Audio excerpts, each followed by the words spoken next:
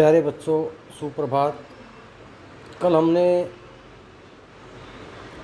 काले मेघा पानी दे के कुछ महत्वपूर्ण प्रश्न किए थे। आज भी हम 3-4 महत्वपूर्ण प्रश्न करेंगे, जिनमें पहला प्रश्न है, इंद्र सेना का कार्यकलाप लेखक को बुरा क्यों लगा।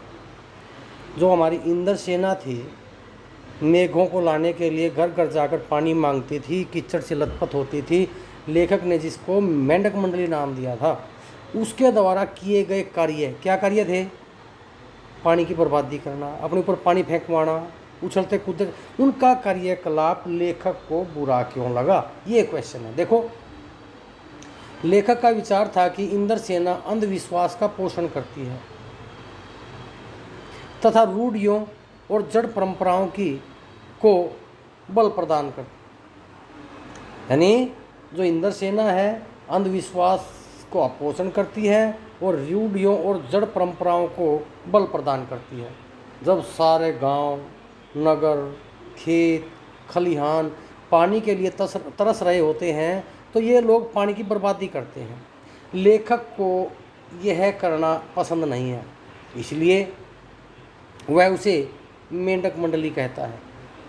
लेखक का विचार है कि ग्रामीण परिवेश से अंधविश्वासों को उखाड़कर इन बच्चों को पढ़ने की प्रेरणा देनी चाहिए, परंतु लेखक के अनुसार इंद्र सेना अंधविश्वास का शिकार बनकर पानी की बर्बादी करती है।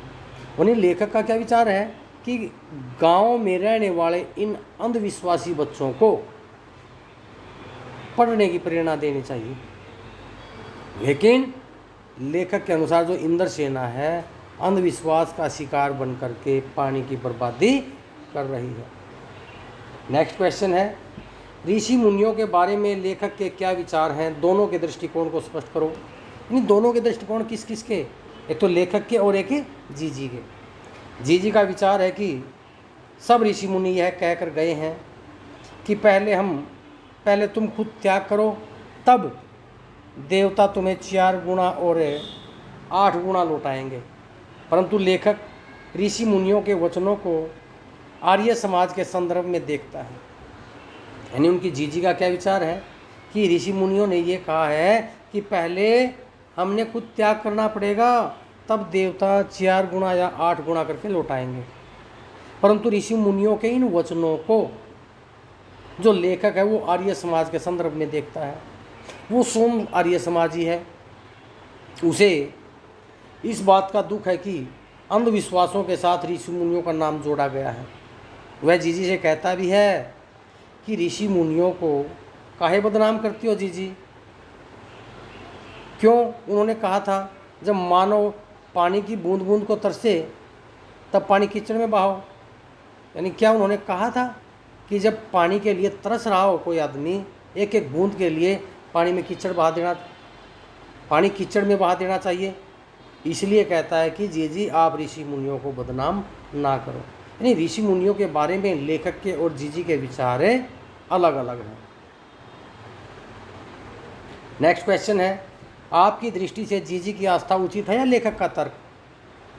जीजी की आस्था किसमें? त्याग और दान, या लेखक के तर्क? लेखक के तर्क कैसे हैं? वैज्ञानिक। इस निबंध में को पढ़ने से जीजी की आस्था हमें अधिक प्रभावित करती है।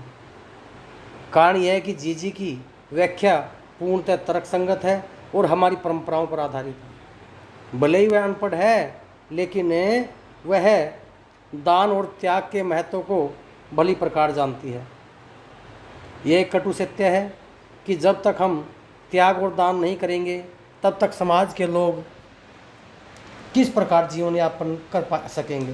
त्याग और बलिदान भी समाजवाद की स्थापना करने का एक छोटा सा प्रयास है। यानी ये निबंध पढ़ करके हमें ऐसा लगता है कि हमें जो आस्था जीजी की है वो अधिक प्रभावित करती है, क्योंकि उन्होंने जो अपनी व्याख्या दी है वो बड़ी तर्कसंगत है और हमारी परंपरा पर आधारित है। चाहे जीजी अनपढ़ है, लेकिन वो दान और त्याग के महत्व को जानती है। दान और त्याग अगर हम नहीं करेंगे तो हमारे समाज के लोग अपना जीवन यापन किस प्रकार करेंगे। यानी दान और त्याग भी समाज की स्थापना करने में एक छोटा सा प्रयास होता है। तो प्यारे बच्चों, आज के 3 क्वेश्चन हैं। इंद्र सेना का कार्यकलाप लेखक को क्यों बुरा लगा, ऋषि मुनियों के बारे में लेखक के विचार क्या हैं, या आपकी दृष्टि में जीजी की आस्था उचित है या लेखक का तर्क। इन 3 क्वेश्चनों को आपने अच्छे से पढ़ना है और अपनी कॉपी में लिख करके याद करना है। धन्यवाद।